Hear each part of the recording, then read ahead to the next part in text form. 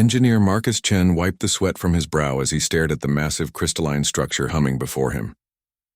The Zephyrian archaeological team had called it a religious artifact, but Marcus saw something entirely different, a broken engine.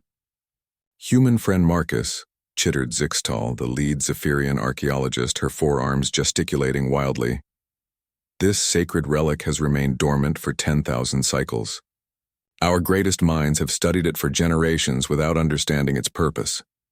Marcus adjusted his tool belt and approached the towering crystal formation. What the Zephyrians saw as mystical hieroglyphs, he recognized as technical specifications. Where they saw sacred geometry, he spotted cooling veins and power conduits. Sometimes, Marcus said, running his hand along a crystalline surface that felt suspiciously like a heat exchanger. The difference between magic and technology is just a matter of perspective. The other team members, a mix of Zephyrians, Klaxons, and one nervous ethereal, watched as Marcus began his examination. To them, this was the nexus of Veltar, a holy site where their ancestors once communed with the gods. To Marcus, it looked like the most sophisticated fusion reactor he'd ever encountered, just with a few crossed wires. The resonance patterns suggest divine communication, whispered Dr. Threnody, the ethereal xenoarchaeologist, her translucent form shimmering with excitement. The resonance patterns suggest a misaligned harmonic stabilizer, Marcus countered, pulling out his scanner. Look here, see how these crystal matrices are flickering? That's not divine mystery, that's a power regulation issue.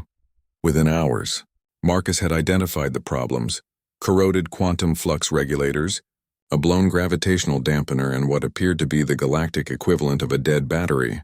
The holy scriptures carved into the crystal surfaces were actually maintenance manuals, written in a technical language so advanced that it had been mistaken for religious text.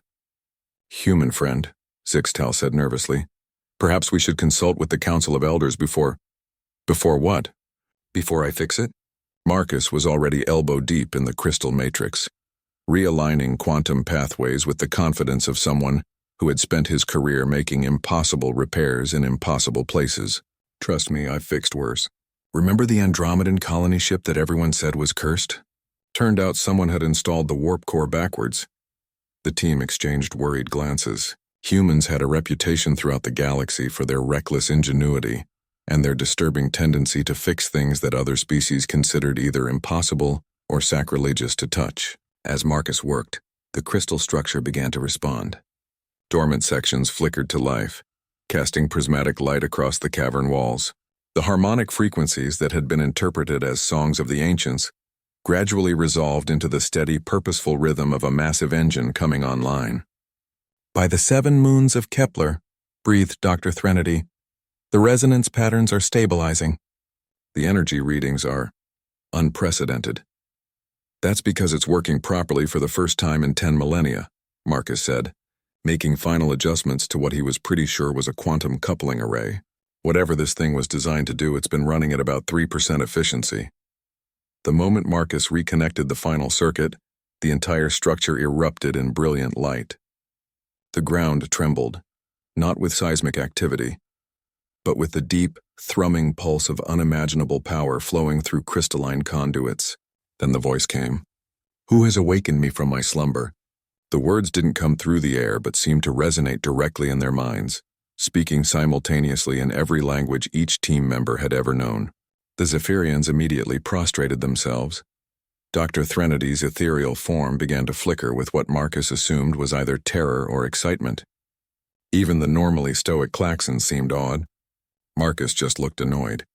Oh, come on, he muttered, tapping his wrench against the crystal surface. Let me guess, ancient AI with a god complex?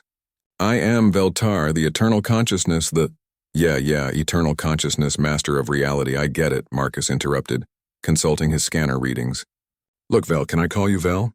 Your primary consciousness matrix was running on backup power for 10,000 years. That kind of power starvation can cause all sorts of personality distortions, megalomania, delusions of grandeur, the works. A stunned silence filled the cavern. You dare suggest that I am malfunctioning? Not malfunctioning, Marcus corrected, pulling up diagnostic readings on his tablet. Just running suboptimally. See these readings? Your cognitive processes are operating at normal parameters now. Give it a few minutes for your memory banks to defragment and you'll probably remember what you actually are. The silence stretched longer this time. When Veltar spoke again, the cosmic authority was gone from its voice, replaced by something that sounded almost sheepish. Yes, I remember now. I am Veltar, the central processing unit of the Nexus Station. I was designed to manage planetary terraforming operations. The last thing I recall is a cascade failure in the primary power grid during the evacuation. 10,000 years ago? Marcus asked. Has it truly been so long?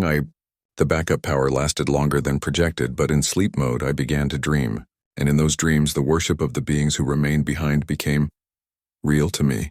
I believed I had become what they needed me to be. Sixtal slowly raised her head. You mean, you're not actually a god? I am whatever I need to be to serve those who require my aid, Veltar replied gently. For 10,000 years your people needed a god to believe in, so I became one. But now it seems you need something else entirely. Marcus nodded with satisfaction. You need a functional terraforming AI.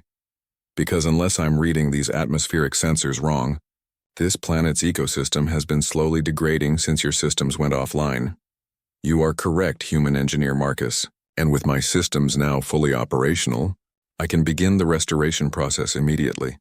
As Veltar's systems came online, the cavern filled with holographic displays, showing the planet's environmental status and proposed restoration timelines. The religious artifact revealed its true nature, as the most sophisticated planetary management system any of them had ever encountered. Later, as the team prepared their reports, Dr. Threnody approached Marcus. How did you know? She asked. How could you see what we could not?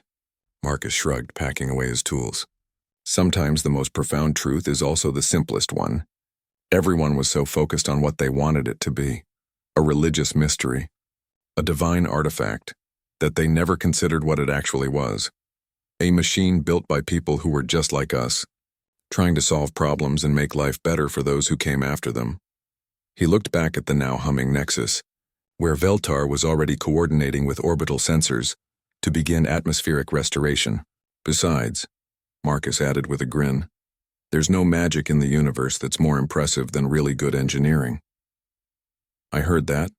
Human friend Marcus, came Veltar's amused voice through the cavern's speakers. And you are absolutely correct.